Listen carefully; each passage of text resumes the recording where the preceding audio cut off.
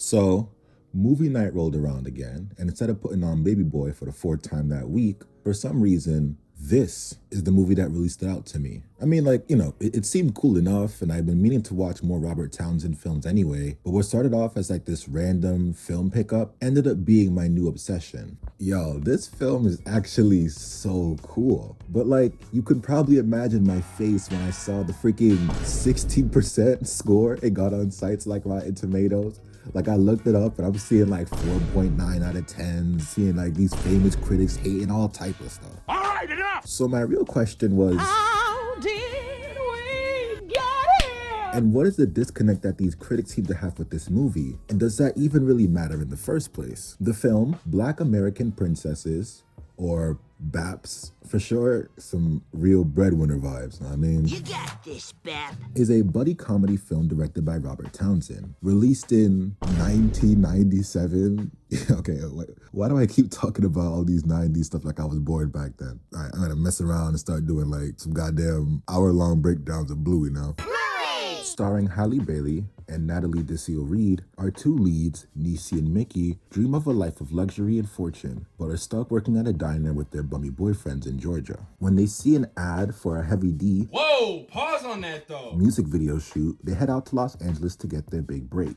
A lot of critics give Niecy and Mickey a lot of flack. They're loud, brash, bold, unapologetic. They don't hide who they are, no matter who they're around. But that's kind of the point, right? I think we see this caricature of Black women a lot in other forms of media. And more often than not, they're villainized, obstacles for the main character to avoid, or the laughing stock that the audience never really takes seriously. But the film Black American Princesses adds a level of earnestness to their personalities. They are not one-dimensional archetypes. They have dreams, fears, anxieties that the film never really shies away from. We really don't get main characters like this super often, and they feel like such a breath of fresh air because Niecy and Mickey feel like humans, not tropes. The film isn't about them changing up their ways or becoming more proper, whatever that means. Their authenticity isn't demonized. Instead, it's celebrated, which is just really cool to see in a movie like this. I think that's one thing about this film that I was worried about when I first watched it. There are so many moments that the film could easily fall into these really tired out tropes and jokes. Things like Niecy and Mickey having a falling out and then having to reconcile by the third act. Mickey getting mistreated for being darker skinned and large. Mickey and Niecy losing their individuality to conform to the world around them. Niecy and Mickey arguing over the intention of a man. But the film does none of that. Niecy and Mickey are together throughout the entire film.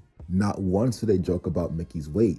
And the film actually encourages its female audience to continue to dream big, regardless of what anyone else has to say. Once they get to Los Angeles, they get wrapped up in this scheme revolving around a rich man dying of cancer. His nephew explains to Niecy and Mickey that his uncle, Mr. Blakemore, fell in love with a Black woman when he was younger. His family never approved and separated them, and he never fell in love again. Now, with only 2 weeks left to live, his uncle plans to hire Niecy and Mickey to pretend to be his lost love's granddaughter, finally bringing closure to his aching heart before he dies. This is the part of the film where the heart of the story can really be felt, because for most of the runtime, we're watching Mickey and Niecy take care of a man who hasn't felt real joy in a long time. Of course, it starts off very awkward, as the girls are kind of just looking at him for a check at the end of the day, but as the film goes on, they develop a real and genuine connection with Mr. Blakemore. They work really hard to make sure you understand that Mr. Blakemore isn't this typical culture vulture type of person that we see in real life. He holds a genuine love for Black culture. Despite what his family told him that he should like, Mr. Blakemore loves soul food, basketball, disco dancing, Black fashion, rap and soul music. He has been fed this fake and inauthentic version of the culture he admired for years. So the arrival of Niecy and Mickey provide him another opportunity to connect with the culture he admired more than anything else. I think it's really funny on first watch to kind of see Mickey and Niecy clash against Mr. Blakemore's high-class living. Some real Fresh Prince vibes in the first act. Pause. He has a butler named Manley, who the girls just kind of call Alfred, because, he built like Alfred. He starts off the film against the ideas of the girls moving into the mansion, but as the film goes on, he develops a real soft spot for them, and is really instrumental in resolving the girls' romantic issues back home. He a legend. As the film continues, we see that Mr. Blakemore is a man who gets used a lot by the people around him. Because of his wealth, people do not see him as a person, but rather an opportunity. Even Niecy and Mickey had that perspective of him too. When he gets robbed by one of his employees, he has a meeting with the girls and offers them money that the nephew promised to them. But by this point in the film, the girls aren't with him for the money. They see him as a real friend. He is extremely kind to them. He celebrates their individuality and offers them a glimpse into the life that they yearn for. So instead of taking the money, they rip the check in half. But now the issue is, how do they tell the truth? Do they tell him that they aren't the real granddaughters of his lost love? Towards the third act of the film, Niecy and Mr. Blakemore have a really emotional scene where they discuss the difference in wanting more and appreciating what you have or who you have. Niecy is constantly dreaming of more and wanting that from the people around her. But Mr. Blakemore reminds her that there are some people in life who are more meaningful than just money. Some people, some memories, some moments are priceless.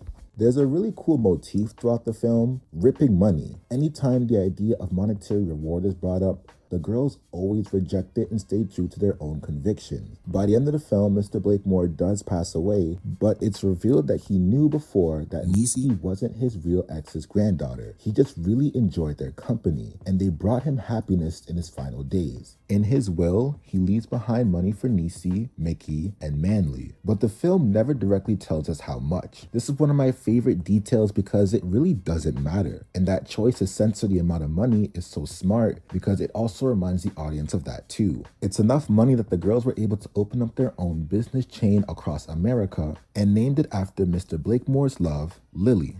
Look, I absolutely love this film. It's corny, it's campy, but it's also extremely fun and is completely unapologetic throughout its entire run. Its characters are insanely lovable, its style is loud and bold, its humor is unique, and the film's heart is extremely pure.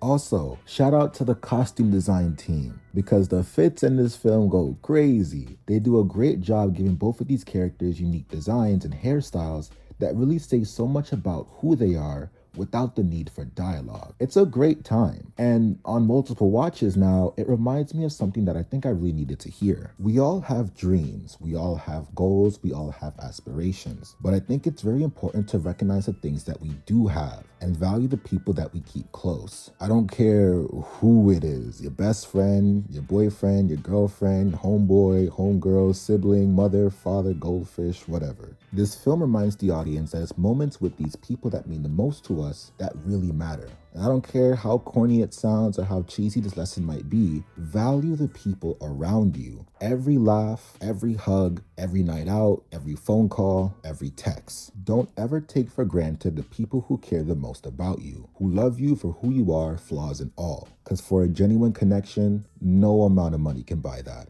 And it doesn't matter the amount of people or if they live farther away or anything like that. I just think one of the best feelings in the world is knowing that somewhere out there, someone is thinking about you. And if that feeling isn't worth $1 million, I don't know what is.